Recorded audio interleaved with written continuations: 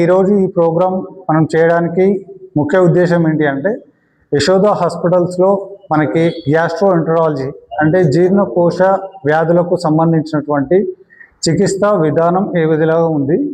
దానికంటే ముందు మనకి ఏదైనా సరే ఒక వ్యాధికి చికిత్స చేయాలి అంటే దానికి ఫస్ట్ డయాగ్నోసిస్ అనేది ఇంపార్టెంట్.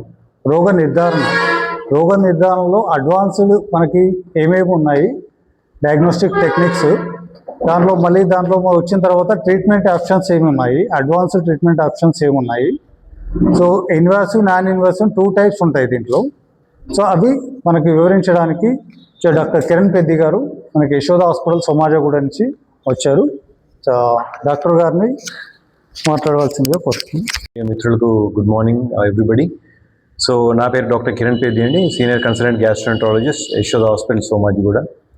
సో మన ఈ మధ్యకాలం చూసినట్టయితే జీర్ణకోశ వ్యాధులు అనేవి చాలా ఎక్కువగా పెరిగిపోతున్నాయి అన్నమాట. అంటే జీర్ణకోశ వ్యాధుల్లో మొదలుపెట్టినట్టయితే సింపుల్ యాసిడ్ రిఫ్లెక్స్ నుంచి మొదలు పెడితే అల్సర్ ప్రాబ్లం కానీ, ప్యాంక్రియాస్ ప్రాబ్లం కానీ, లివర్ ప్రాబ్లం కానీ, ఇన్ఫ్లమేటరీ బౌల్ డిసీజ్ కానీ, ఈ అన్ని విధాలుగా అన్ని ప్రాబ్లమ్స్ పెరగడానికి అనేక రకమైన కారణాలు నేను చెప్పుకోవచ్చు. మన ఈటింగ్ హ్యాబిట్స్ అయితేనేది, మన స్ట్రెస్ ఫ్యాక్టర్ అయితేనే, సో అందరి లైఫ్ స్టైల్ కూడా చాలా స్ట్రెస్ఫుల్గా మారింది ఈ మధ్యకాలంలో. సో దానివల్ల acidity symptoms, irregular boil habits, irregular eating food తీసుకోవడం వల్ల కూడా ఈ కంట్రిబ్యూట్ అయ్యి అవుతుంటాయి అన్నమాట. సో దీనికి తోడుగా మన ఇప్పుడు లివర్ డిసీజ్ కూడా చాలా పెరుగుతూ ఉన్నాయి. ఆల్కహాల్ కన్జంప్షన్ కానీ, fatty liver, non alcoholic fatty liver disease అంటాం. అంటే అది కూడా ఫుడ్ లింక్డ్ అనమాట. మన తినే ఆహార పదార్థాల ద్వారా హెల్దీ ఫుడ్ తిననట్టయితే మనకు non alcoholic fatty liver disease కూడా బాగా పెరుగుతూ ఉన్నాయి.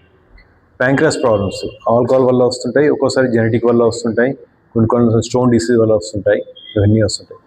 ఇవన్నీ కాకుండా ఇన్ఫ్లమేటరీ బౌల్ డిసీజ్ అనేది న్యూ డిసీజ్గా చెప్పుకోవచ్చు. అంటే పేగుపూత వ్యాధి అంటాం, both ulcerative colitis and Crohn's disease. 10 years back చూసినట్టయితే మన ఇండియాలో పెద్దగా ఇన్ఫ్లమేటరీ బౌల్ డిసీజ్ అనేది అసలు లేకుండా ఉండింది. ఈ లాస్ట్ 10 yearsలో సేమ్ మన ఇమిగ్రేషన్ ఫ్యాక్టర్ వల్ల కానీ, మన డైట్ వల్ల కానీ, స్ట్రెస్ ఫ్యాక్టర్ వల్ల కానీ both ulcerative colitis and Crohn's కూడా బాగా ఎక్కువగా పికప్ అవడం జరుగుతుంటుంది. ఇప్పుడు ఇన్ఫ్యాక్ట్ చూసినట్టయితే వరల్డ్లో మనం ఇండియాలో ఇప్పుడు 2nd highest ఇన్సిడెన్స్గా చెప్తున్నాం అనమాట ఇన్ఫ్లమేటరీ బౌల్ డిసీజ్ అనేది. సో వీటన్నిటికీ మన యశోద సోమాజిగూడలో కాంప్రహెన్సివ్ టీమ్ ఆఫ్ గ్యాస్ట్రోఎంటరాలజిస్ట్ ఉన్నాము. 5 గ్యాస్ట్రోఎంటరాలజీ టీమ్ అనమాట. They are supported by DNB programs కూడా ఉన్నాయి and other supportive department like radiology, surgical department, oncology department, histopathology, ఇవన్నీ కూడా సపోర్ట్ చాలా అవసరం అన్నమాట ఒక గుడ్ మెడికల్ గ్యాస్ట్రోఎంటరాలజీ డిపార్ట్మెంట్కి. సో ఇవన్నీ కూడా కాంప్రహెన్సివ్ సర్వీసెస్ మనం ఇవ్వడానికి తోడ్పడుతున్నాయి యశోద హాస్పిటల్లో. సో మనం టెస్టింగ్ చూసినట్టయితే ఒక పేషెంట్ మన దగ్గరకు వచ్చినట్టయితే క్లినికల్ హిస్టరీ ఎగ్జామినేషనే కాకుండా ఇన్వెస్టిగేషన్ పరంగా మన దగ్గర నాన్ ఇన్వేజివ్ టెస్ట్, మన కొలీగ్ చెప్పినట్టు నాన్ ఇన్వేజివ్ మెథడాలజీ అంటాము. నాన్ ఇన్వేజివ్లో సింపుల్ అల్ట్రాసౌండ్ మొదలుపెట్టినట్టయితే అల్ట్రాసౌండ్ అబ్డమిన్, ఫైబ్రో స్కాన్ అనేది, ప్లస్ ఈ మధ్యకాలంలో బోవెల్ అల్ట్రాసౌండ్ కూడా చేస్తున్నాం మేము. అంటే ఈ పేగుపూత వ్యాధి ఉన్న వాళ్ళకి నిర్ధారణ చేసుకోవడానికి ఒక్కోసారి ఫాలోఅప్ చేయడానికి ఇంటెస్టైనల్ అల్ట్రాసౌండ్ అంటాం, అది కూడా చేయడం జరుగుతుంటుంది.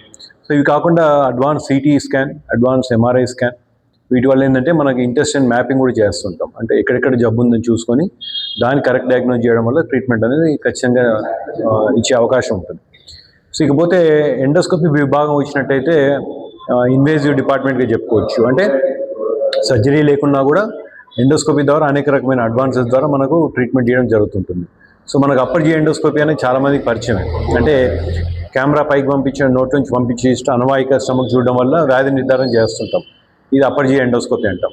ఇది కాకుండా కొలనోస్కోపీ అంటాం. కొలనోస్కోపీ అంటే పెద్ద పేగు పరీక్ష చేసి పెద్ద పేగులు అల్సర్ లాంటివి ఉన్నాయా, పాలిప్స్ లాంటివి ఉన్నాయా చూసి గమనించి దాన్ని ట్రీట్మెంట్ చేయడం జరుగుతుంటుంది.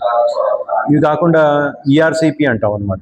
ఈఆర్సిపిలో బైల్ పైప్లో ఒక్కోసారి స్టోన్స్ పడుతుంటాయి. గాల్ బ్లాడర్ స్టోన్స్ వచ్చేసి జారిపడి బైల్ పైప్లో పడ్డప్పుడు ఏంటంటే వాటికి ఈఆర్సిపి ద్వారా కట్ చేయకుండానే, సర్జరీ ఏం లేకుండా ఎండోస్కోపీ ద్వారా లోపలికి వెళ్ళి ఆ బైల్ పైప్ని క్లియర్ చేయడం జరుగుతుంటుంది అనమాట. దాన్ని ఈఆర్సిపి టెక్నిక్ అంటారు. ఈఆర్సిపిలో అనేక రకమైన మళ్ళీ ఫర్దర్ డెవలప్మెంట్స్ వచ్చాయి.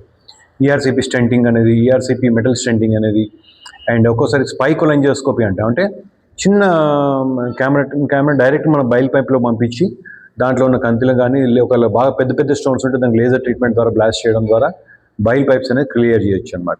అది స్పై గ్లాస్ కొలెంజియోస్కోపీ అంటాం. ఇవి కాకుండా ఎండోస్కోపిక్ అల్ట్రాసౌండ్, అంటే ఎండోస్కోపీ ఏదైనా కూడా మనకు ఇంట్రాలూమినల్ అంటే అన్నవాహికలో కానీ, స్టమక్లో కానీ, ఇంటెస్టిన్లో కానీ చూస్తుంటాయి.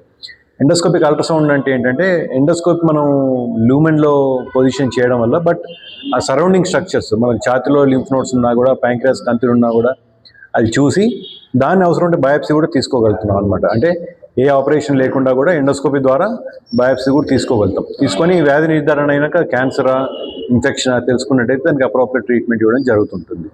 అదేవిధంగా ఈ ఎండోస్కోపిక్ అల్ట్రాసౌండ్ ద్వారా ఒక్కోసారి ప్యాంక్రియాస్ చుట్టూ కలెక్షన్స్ వస్తుంటాయి. అంటే ప్యాంక్రియాస్ ఇన్ఫెక్షన్ వచ్చి లార్జ్ ఫ్లూయిడ్ కలెక్షన్ రావడం వల్ల దాన్ని డ్రైన్ చేయడానికి అంతకుముందు ప్రతి ఒక్కరికి ఆపరేషన్ అవసరం పడేది. ఈ మధ్యకాలంలో ఆపరేషన్ లేకుండా దాన్ని మెటల్ స్టెంట్ చేయడం ద్వారా ఆ డ్రైనింగ్ ఫ్లూయిడ్ అంతా కూడా మనం డ్రైన్ చేయగలుగుతాం. ఇది కాకుండా మనకు అన్నవాహిక, స్టమక్, డియోడనం తెలుసు, పెద్ద పేగు తెలుసు. ఈ రెండింటి మధ్యలో ఏంటంటే మనకు 6 meters అనేది స్మాల్ ఇంటెస్టైన్ ఉంటుంది. స్మాల్ ఇంటెస్టైన్ అనేది చాలా లాంగెస్ట్ స్ట్రక్చర్ అనమాట. సో ఇంతకుముందుకు మనకు స్మాల్ ఇంటెస్టైన్ రీచ్ కావాలంటే చాలా డిఫికల్ట్ ఉండేది. ఈ మధ్యకాలంలో ఏంటంటే మనం డబుల్ బెలూన్ ఎంట్రోస్కోపీ చేయడం ద్వారా ఆ చిన్న పేగు కూడా ట్రావెల్ చేసి ఎక్కడైతే స్ట్రక్చర్స్ ఉన్నాయో, అల్సర్స్ ఉన్నాయో గమనించి దాన్ని బయాప్సీ తీయడం వల్ల వ్యాధి నిర్ధారణ చేసి అప్రోప్రియట్ ట్రీట్మెంట్ చేయడం జరుగుతుంటుంది.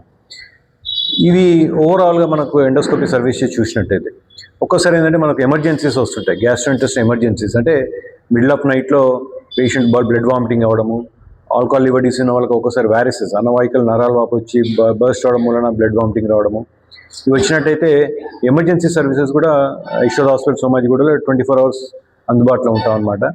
సో ఆ ఎమర్జెన్సీ పేషెంట్కి మనం మిడిల్ ఆఫ్ నైట్ కూడా వెళ్ళిపోయి బ్లీడింగ్ కంట్రోల్ చేయడము, ఎండోస్కోపీ ద్వారా బ్యాండింగ్ చేయడము, ఇంజెక్షన్ ట్రీట్మెంట్ చేయడము, ఒక్కోసారి క్లిప్స్ చేయడము, ఈ అనేక రకమైన అడ్వాన్స్ టెక్నిక్స్ ద్వారా మనం బ్లీడింగ్ అనేది కంట్రోల్ చేయొచ్చు. ఒక్కోసారి చిన్నపిల్లలు కూడా కాయిన్ తినేసి బ్యాటరీ తినేసి మిడిల్ ఆఫ్ నైట్ వస్తుంటారు. సో వాళ్ళకు కూడా మనం ఎండోస్కోపీ ద్వారా అవి కాయిన్స్ ఏవైతే ఉంటే టైంలో రిమూవ్ చేయడం వల్ల కాంప్లికేషన్ రాకుండా అరికొట్టవచ్చు అనమాట. సో ఇవన్నీ మనం endoscopy services, non invasive diagnostic services చెప్పుకున్నాం. ఈ కాకుండా స్పెషలిస్ట్ క్లినికల్ సర్వీసెస్ అంటాం. అంటే గ్యాస్ట్రోంటాలజీ అంతకుముందు ఏంటంటే ఒకటే డిపార్ట్మెంట్ లాగా ఉండేది. ఈ మధ్యకాలంలో ఈ అడ్వాన్స్ రీసెర్చ్, అడ్వాన్స్ టెక్నిక్స్ వచ్చినాక ఏంటంటే గ్యాస్ట్రోంటాలజీ కూడా సబ్ స్పెషాలిటీస్ లాగా చెప్తున్నాం. అంటే అన్నవాహిక సంబంధించి, స్టమక్ సంబంధించిన ఒక సబ్ స్పెషాలిటీ, లివర్ సంబంధించిన ఒక సబ్ స్పెషాలిటీ, ప్యాంక్రియాస్కి ఒక సబ్ స్పెషాలిటీ, ఐబీడీ ఒక sub speciality, advanced endoscopy including third space endoscopy అంటాం, ఇది ఒక సబ్ స్పెషాలిటీ, ఈసోవిజువల్ మానోమెట్రీ అంటాం. అంటే అన్నవాహికలో ఆ ప్రెషర్స్ ఏ విధంగా ఉంటున్నాయి మెజర్ చేయడం, దానివల్ల కూడా వ్యాధి నిర్ధారణ చేస్తుంటాం.